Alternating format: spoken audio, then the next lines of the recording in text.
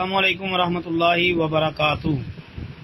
جی محترم بھائی کا سوال ہے کہ بچہ جو ہے وہ کسی کے گھر میں بھی چاہے کافر کے گھر میں پیدا تو وہ مسلمان ہی ہوتا ہے، تو اگر وہ بلوغت سے پہلے 6-7 سال کی عمر میں فوت ہو جائے تو کیا وہ جنت میں جائے گا یا جہنم میں؟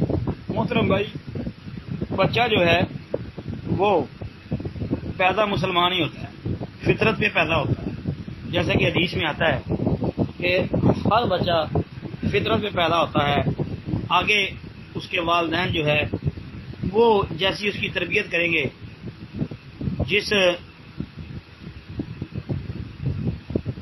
مرضی طرف اس کو لے جائیں۔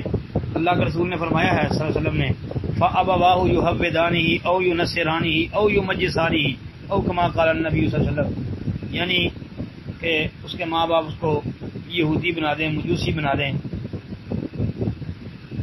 تو وغیرہ۔ باقی پیدا وہ مسلمان ہی ہوتا ہے۔ رہ گئی بات کہ 7 سال کی عمر میں بچہ فوت ہو جائے تو جنت میں جائے گا یا جہنم میں؟ کوئی جنت یا جہنم کا تو پتہ نہیں، باقی یہ بات آتی ہے کہ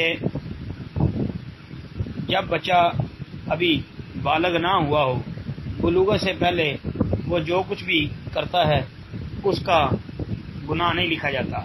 جن 3 افراد کا ذکر ابھی اس میں آتا ہے نا، ان میں سے ایک وہ ہے کہ جو ابھی بچہ ہے، ابھی بالغ نہیں ہوا، بلوغت سے پہلے اس کی غلطیاں وغیرہ جو ہیں وہ نوٹ نہیں کی جاتی، لکھی نہیں جاتی، وہ رفع القلم والی حدیث۔